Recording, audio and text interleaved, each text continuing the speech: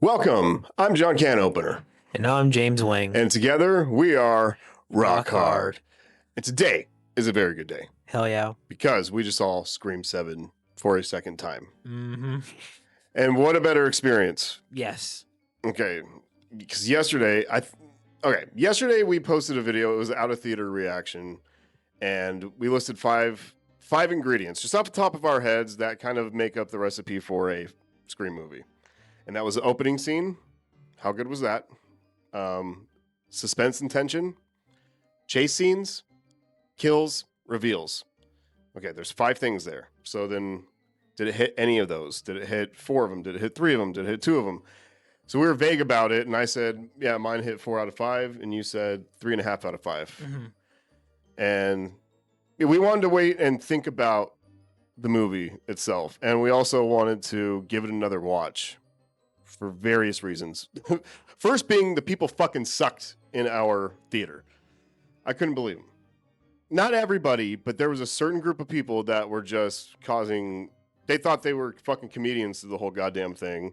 And laughing, joking, screaming, like not really screaming. But anyway, fucking up the... Because it was a fan event, so we were pretty pissed that like, you're here for a special fan event and you're going to act like an asshole like the whole fucking time. Yeah. And also, we were unaware that this was like a weird theater. I don't know what the fuck it's called, but the walls, it's like a 360 kind of theater projection when certain parts of the movie show up. So like, we'll be watching the movie, it's all on one screen right in front of you. And then right when a kill or anything cool was going to happen, when Ghostface was going to show up, the fucking walls would be projected and you would have this like whole panoramic view. Anyway, I've never been in anything like that before, and I didn't know this theater had that. So it kind of fucked up everything because anytime the walls around us would be projected on, we knew what was coming. You know, we knew something was going to happen with Ghostface right now. Anyway, so there was a number of things that, you know, soured our experience. It also started late. The movie started late. And it started hella late. Like, stupid late. So anyway. It was like a 6 p.m. showing, and then we didn't watch it until like 6:40 or something. It was like so late. God damn. Yeah. And then the little special thing ahead of it was just all shit that we've seen on YouTube for weeks now. Yeah. So I was like, what the fuck is the point? Thanks for the poster. And we got these popcorn buckets. Mm-hmm. They're decent, but I don't know. I wanted one of the cooler ones. Anyway, today was a lot better. Today was a hell of a lot better. We went to a theater that we've gone to for so long, and we live farther away now, but we took the drive. And it was worth it because, man, that theater just kicks ass, dude. Oh yeah, yeah. I did wanted to say that like when we did our out of theater reaction, and I kind of gave my little out of the 5 ingredients, only 3.5 hit. I think the second time around, I think my experience was a little bit better, and it definitely changed my feelings on some things. Yeah. When it came to the 5 ingredients and stuff like that, which we'll get into in a minute. But I just wanted to make that very clear. Yeah, the second watch, just the movie in general, and also the experience in general was way better. And I just wanted to put that out there because I like to admit when I'm wrong. Yeah. Well, there you go. Yeah, it was way better today. Mm-hmm. Like I got to pay attention, and it's always good to see these twice because, you know, you miss a lot of shit the first time because you don't know what the hell's gonna happen. Yeah, we were excited as shit. Oh, that's another thing that kind of like fucked with my experience too. I was like hella nervous. I was like, I don't know. We went to go get dinner before we saw the movie, and I barely ate because I was like, I'm so fucking nervous. Like I've never been nervous for a film like this bad before and stuff like that. So I think that, and also like the people and like the whole wall shit, like everything just fucked with everything. So I was like trying to pay attention, but the people behind us were fucking being annoying and stuff like that. So that definitely tarnished my experience like that. But again, second watch, new perspective, new day. And I enjoyed it. Yeah, I enjoyed it very much. And I'm glad we did that. Yeah.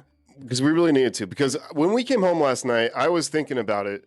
And I was just like, okay, yeah. Like we said, opening scene, they fucking nailed. Yes. I think it was a great opening scene. I did too. And by the way, this is going to be spoiler free still. Spoiler free. Because we want you to go see it. Opening scene. Great opening scene. Great opening scene. Like we said, suspense and tension. There are so many times in here to where, yeah, like it gets you, especially when the fucking And sound the works right sound, too. and yeah, That was another thing in the that sound shit was theater we went to. yeah. God, You got like that Dolby Atmos or something, just whatever it's called. no, when you feel the booms and everything, like, dude, it was so much better. Yeah. Anyway, Dolby for the win. yeah, there's some really tense parts that remind me of old school Scream, and I think that's what Kevin Williamson's going for. I think he's going for, because we all expect, you know, certain things to happen now, and he kind of throws a wrench into it, like almost not remaking the first Scream, but remaking the spirit of like what that original felt like. Instead of just, you know, oh, he's going to be the Billy and he's going to be this and he's going to be, you know, this character. Instead, it's more like we're trying to get you into that feel of when you first saw Scream and you didn't know what to expect. Yeah. That's kind of what I'm seeing now, because yesterday after we filmed and you know, I was thinking about it last night, I was thinking about it this morning, and I started to respect it more in a lot of things, because yeah, like I said, it did hit the opening scene for me. Great opening scene. Suspense and tension, it's there. It's just enough for me. It wasn't like over the top or anything. I could use more. I could always use more though, so that just might be me. But for a Scream movie, I think it delivered on that. Yeah. And then the chase scenes, I think it delivered. It wasn't mind blowing. And then that's where my half was at. Yeah. So opening scene hit for me, the suspense and tension hit for me, and then the chase scenes. That's where I was like, it was kind of mid at first. That's why I was saying at first, the first watch, I kind of had a very mid experience, because it was hard to get that tense and that suspense feeling and try to pay attention when I have people, and then fucking everything in the walls are fucking bright around me. We weren't expecting that yeah, shit. So like every like, single time a fuck happened? Ghostface attack happened, the walls will just turn white, and you see like everything around you, and it was blurry. And it just took me out of the experience. And I was like, I don't know. So I do want to, like, I feel like I can't take it back, but if I could, I would give that a full point, because, like, yeah, I think it was just my experience, and then that's what kind of took me out of it, which made me give it more, like, harsh mid-review. But I think after the second watch, I would definitely say the chase scenes definitely hit as well. Yeah. And there were a couple of them. Yeah. But if there was more, I would have been just as happy too. But from what we got, I think they were pretty solid.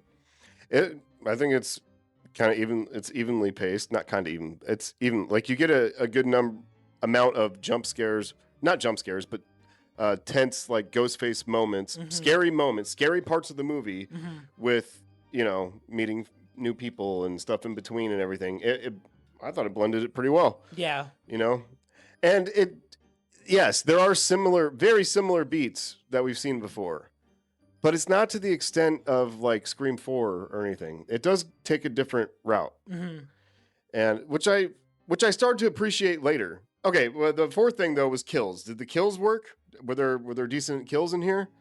Yes, very much so, and a couple of goofy ones.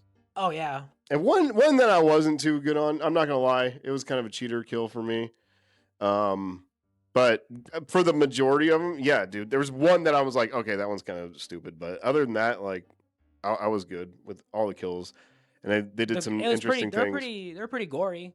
Most of them pretty gory. You know, like, probably one of the goriest kills I've ever seen. I've never seen Ghostface do this one.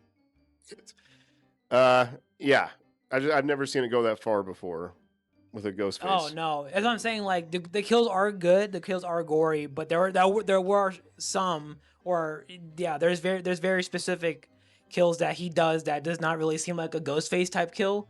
But I mean, it's something that you would still enjoy if you're like a fan. I'll just say it seems more like a Michael Myers kill. For sure, yeah. Like, I could definitely see Michael Myers doing this kill, but I couldn't. And we've actually seen him do something like this before.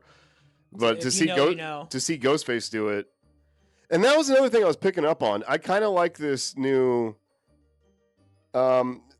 It's like they made Ghostface scary again. Like, the presence of Ghostface, almost like Michael Myers, you know, which I enjoy. And I think that is a good way to do things, because he's not always in this. He's running around chasing you and everything. But at the same time, there's a lot of slow, just don't give a fuck moments, badass moments, to where you're like, oh, this Ghostface doesn't give a shit. And yeah, just kind of cruising around, scoping things out. I don't know. I like the slow approach. And he does, you know, haul ass after you when he needs to too. But like, he does take his time. Even though, you know, it's fucking, you know, Ghostface isn't a person, but I don't know. That's what I'm saying. Like the spirit of Ghostface in this is more important than actual like what's a Ghostface. Yeah. Just they're using it as like a cover now more than anything, but I like it. Let's see. This is the reveals. Okay, the reveals. That was where I was like, that one kind of, That one missed. that was the one I threw away, That was the one I missed for me too. and I'm still not sure about some of it, but I mean, after watching it the second time, yeah, I do see things a little different now in a more positive light. Mm-hmm. But also, it started trickling in yesterday when we got back, and I started thinking a little more, and I was like, I bet that motherfucker is secretly a genius. Yeah, I think so too. I think it's, again, like it's kind of hard to like not like talk like specifics or spoilers, but like just the way that this movie, and again, we are aware of like, and I'm sure you guys are aware too of like the like reviews that Scream 7 has been getting, and again, like, yeah, like after we watched it and after some time, and yeah, I was like, and I even told you too this morning. I was like, I thought about it. I was like, I kind of see the vision now. Like I can kind of see like the direction, this new direction that he might be going in, and that this movie just needed to happen in order to get to where he wants to take it. And sure, it may not be, the most like craziest thing ever, but I mean, he did go back to his roots and he did change some things. And yeah, it's kind of like I think you said it perfectly to where it's kind of like the first movie all over again because we don't know what to fucking do expect. There's like so many things that they could do again, and there are some things that they do again, but then they kind of just change most of the of the formula or like the tropes of what makes a Scream movie. They use the tropes while letting go of the tropes at the same time, which is kind of interesting. You know what I mean? Yeah. It's kind of like a new era. And as you know, the hype that we've had for this, like, oh my God. And we thought crazy shit and we were wrong, of course, but we're never right. But it's so fun to, it's fun to just kind of conjure up like what the fuck could happen. So we love doing that. But yeah, I didn't see this coming. But it's not, it's interesting. I guess that's the best way I can put it. The reveal is interesting. It's not, if we look at this as like, Scream always has to live up to what a fan thinks. Like, where's the creativity? Because a lot of people are pissed right now. But it's like, I think it's trying to get away from that formula that the fans have like been glued to for so long. You know what I mean? Like, I don't know. I don't want to give too much away. Yeah, I mean, yeah, it is very hard to like try to make a point without trying to give specific points. I suck at fucking describing shit without spoiling you, and I don't want to do that. So I'm sure you've seen a bunch of shit online, but if you haven't, like we're trying to tell you, because there's a lot of bullshit going out there that there's that this movie sucks ass, and I'm telling you, nah, it does not. It is not in any sense of the word. I think like. You would have to like, you have to set all the bullshit aside. And I think if you just watch this movie for like what it is, I think you would have a good time because I mean, at the end of the day, it's a Scream movie. It hits almost all the things of what makes a Scream movie a Scream movie. I mean, I don't know what else. I don't know what more you could want. I mean, we got fucking Sidney Prescott back. Like, I don't expect what. And again, like it is mostly centered around Sydney and Tatum, which I like that a lot. It's something that I've never got to experience as someone who grew up watching these movies since the first one. I never got to experience a Sydney movie in theaters, so to be able to finish a 5, 6, and 7 trilogy, but be able to watch 3 movies consecutively and also have a Sydney-centered movie, I'm pretty satisfied. Given some time to think about it, because I'm not gonna lie, at first I was like kind of scratching my head for certain things, and then this movie is this like the most fucking perfect Scream movie of all time? No. Is it the worst one? No. But I mean, I still feel like it definitely hit the same beats that other Scream movies had, but I feel like it's pretty unique in its own way, especially in this new direction that Kevin wants to take this new thing, if given the opportunity, which I think he might give an opportunity to make a Scream 8 and the potential trilogy, you know? I could see the vision. It took some time. That's why I'm like, you have to let go of the shit, let go of that bullshit, Yeah. and just fucking just watch this movie. Exactly. That's what when I was mumbling before. That's what I was trying to get across was that, yeah, we create all the hype, we create all the theories, we think it's going to be so fucking crazy.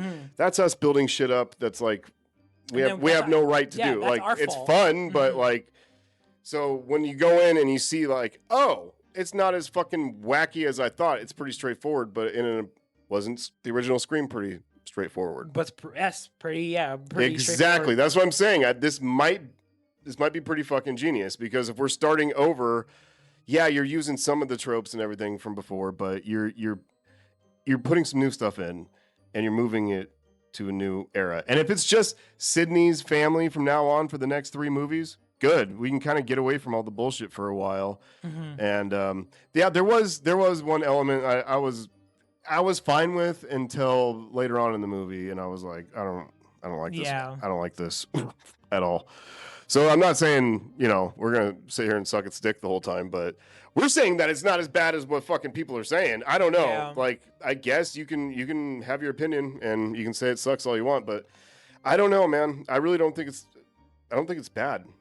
No, as I'm saying, like, I don't think it's the best Scream movie ever made, but I certainly don't think it's the worst. And again, like, even after watching this movie, like, I don't even think any Scream, I mean, it depends on who you ask, but I personally don't think every Scream movie is a bad Scream movie. I think they're all unique in their own special way, you know? Yeah. Like, there's just something about each, like, I mean, we shit on, like, 6 all the time, because we think 6 is, you know, for me personally, I thought it was the weakest one, but after giving it some thought, I'm like, you know what? Perhaps I was too harsh on you. 5 and 6 are pretty solid on their own, you know? Like, again, but you just kind of have to, like, ignore the shit and just watch it for what it is, you know? And just watch it. Yeah, and I don't know, yeah, leave your expectations and your predetermined bullshit right at the door before you go into the theater. And I said I was going to do that, and still, when I got in there, I was like, "Oh, please be good, please be good." And then I wasn't paying, you know, I was paying attention, but also I was distracted like a motherfucker because people sucked and the walls were lighting up and the movie started late and the sound sucked. I couldn't even, like, I was like, this is, okay, I'm going to try to still stay in it, you know? And I was distracting. I was asking you stuff. I was like, oh, did this happen? Did that happen? Did this? And we had to, like, fill each other in because I was missing shit left and right. But anyway, after a second watch, it's a good damn Scream movie. Yes. And I think it's smart. I'm like weird in this. It's like I took shrooms or whatever, and I feel like good, but I also feel sick at the same time. I'm like, am I getting something here or am I not? I was gonna say, like, I'll just believe in that delusion that this, like, Kevin Williamson has a plan, and this is the movie that we need to get out of the way first before we get into the good stuff. I'm just hearing ridiculous shit, like it's the worst thing ever made. Like, literally, people are saying, I am like, no, not even fucking close. Not even close, dude. And what the fuck are you expecting? I'm sorry, but this, at the end of the day, it's a slasher. We're not supposed to get this deep, it's dude. Not deep at all, yeah. No, and it's supposed to be fun, and this is a little more serious because it's tying on some deeper stuff. You know, actual deeper stuff, not like you have the same blood as Billy Loomis. I mean, you know, all this stupid shit. It's like, who gives a fuck anymore? It's getting away from that kind of shit and into more meaningful, I guess more meaningful outcomes in a way. I guess is the best way to put it. I'm trying to be vague as fuck. Okay, you have anything else? No. Well, thank you guys for watching. We appreciate every single one of you. And if you have subscribed, God bless you. Thank you. We will never ask, but it means a lot to us, so thank you. And we will see you again on the next one. But for right now, this is Rock Hard out. Beans, rice, and Jesus Christ. Bitches. Doodles. Fucking toodles.